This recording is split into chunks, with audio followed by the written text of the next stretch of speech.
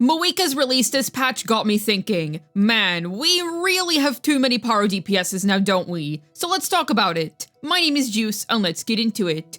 First off, we should begin by discussing the past of Pyro DPS units in Genshin. Before, there actually weren't many crazy options if we think back to pre-Fontaine times. Hu Tao was the main limited 5-star DPS that you would turn to if you were looking for a strong vape carry. Xiangling has also always been a highly competent Pyro character, and is still amazing to this day. Yet unlike now, where we have Mavuika to rely on as a viable replacement, if you reliably needed off-field Pyro damage and application, let's just say that Xiangling impact as a phrase certainly didn't spawn out of nowhere.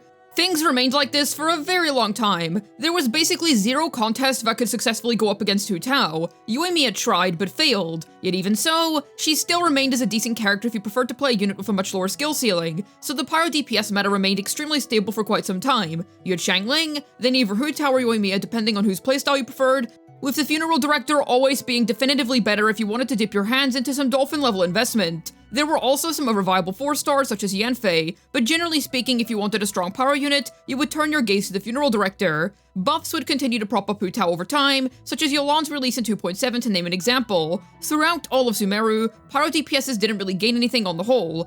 The focus was namely on the Dendro meta for a while, which heavily boosted up low investment playstyles. Pyro has always been associated with a more high investment playstyle, so it was mostly untouched while remaining as a top pick. Literally nobody could have predicted the absolute onslaught that was about to ensue. Like, goodness me. Introducing the Great Uprising of Flames, aka the period of time in which Hoyo realized how few Pyro DPS characters they were releasing, so they all got together in a board meeting and decided, yeah, we gotta fix that. At first, there was Lenny in 4.0. His gimmick was pretty interesting, as he originally didn't step on the toes of Hu Tao all that much. Key word here is originally, because before our beloved Lady Farina released, he was purely a mono Pyro DPS. Vape hadn't been discovered yet.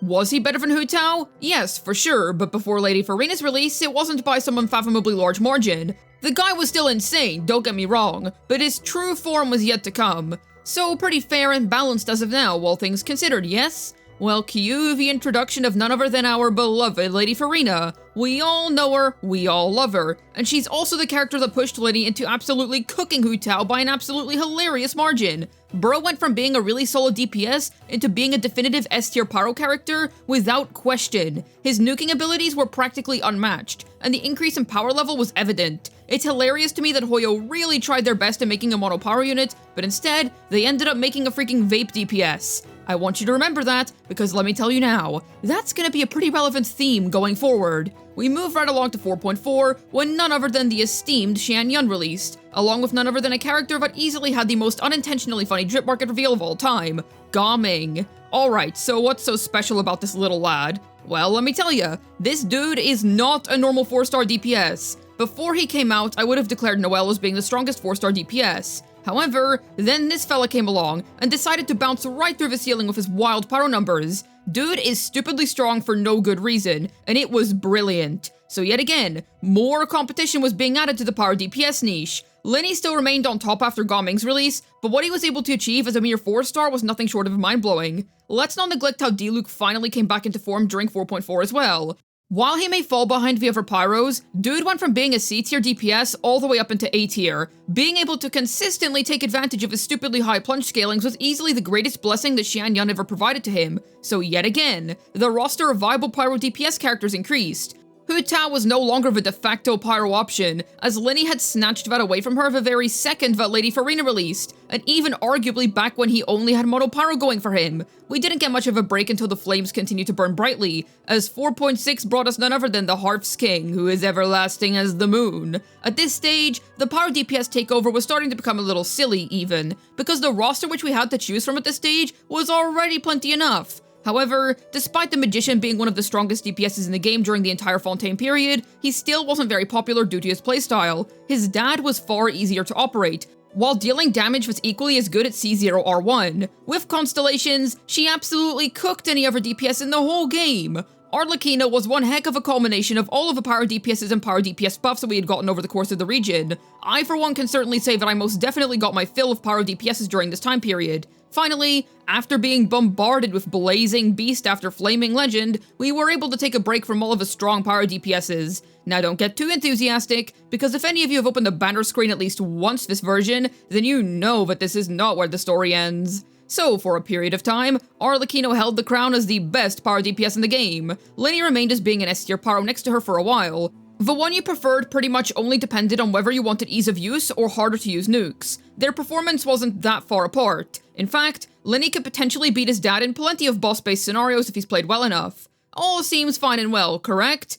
Yeah, so not long was pretty normal, all things considered. We got a good variety of DPSs, all of which filled their own unique niches, which we previously didn't have covered in the game before. Then introducing the one, the only, exalted Pyro Archon Mavuika. This woman took the game's meta in her hands and absolutely crushed it. An entire year of throwing good Pyro DPS after good Pyro DPS was apparently not enough to satisfy Hoyoverse. They just had to make another one. Well, that's what they did, and oh boy, did they go and make one of the strongest DPSs known to man. I can't help but think of Mavuika's enemies and go, I weep for the departed. Because holy guacamole, somebody's got to cry tears on behalf of these bosses, which are getting absolutely decimated. The Pyro Archon came along and decided to power creep every other pre-existing Pyro DPS. Father only had 5 freaking patches in the spotlight before she fell off of the best Pyro DPS throne. Yes, there's absolutely a valid discussion to be had as to who actually has the better pull value overall, because Mavuika may indeed be stronger, but at the cost of being a rather restrictive unit. But generally speaking, the exalted Pyro Archon totally bust out of nowhere and shook the very ground beneath her. Absolute bombshell Pyro DPS. Not to mention that she finally became the first real alternative to Xiangli as an off-field pyro damage dealer, at long last. After 5 whole freaking years of Genshin Impact, we at last find ourselves in a situation where the Liyue Chef isn't our only option for fulfilling such a task. Great.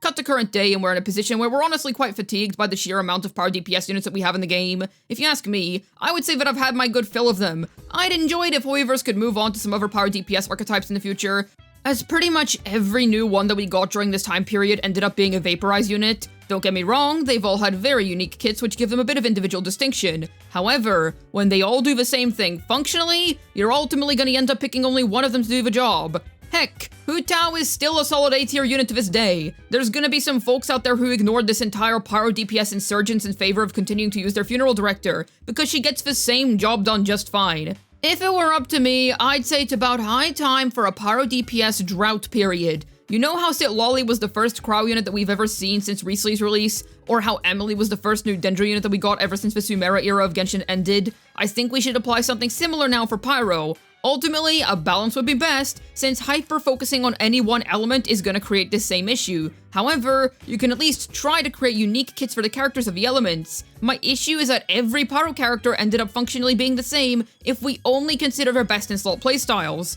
I will say that Forward Melt is a welcome breath of fresh air, yet even so, here's hoping that Mavuika has ample time to enjoy her current crown as the best Pyro DPS in Genshin Impact. Really, Hoyo? We don't need any more. You've gotta believe us. How about some new cryocentric supports instead? That'd be nice. We just really don't need more characters of a specific archetype, at least in my opinion. If you're gonna make more Pyro DPSs, continue to lean more into the Forward Melt thing, or perhaps even dabble a little in Overload. They're treating this element like a darn Honkai Storial path, except weirder because characters that follow certain paths still have their own unique differentiating kits. I'm truly not sure where this all came from. The Hu Tao competition is fair enough, as she was the best limited 5-star Pyro DPS for so long after release, but at some stage, you gotta give people time to breathe. At the end of the day, the funeral director still kicks butt. Father still kicks butt. His son kicks butt. And Mavuika drives over butt. It's not even a power creep issue to me, more so kit redundancy. No more Pyros. Please. I could do without more of these for the next year or so, but I don't want Hoyo to take the other extreme, which is what they did with Cryo when everybody got sick of it.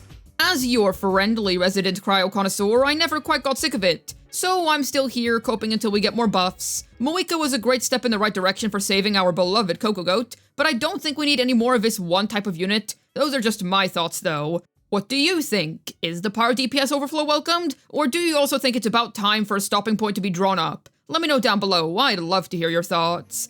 As always, I have a ZZZ second channel. Head on over and subscribe if you're interested in some fun, silly ZZZ content. I'd also like to mention that I stream on Twitch. I stream once a week, every week on Saturdays, starting from 3 PM UK time. Come along so we can play Wuthering Waves, Zenless Zone Zero, Genshin, and do some other fun stuff together.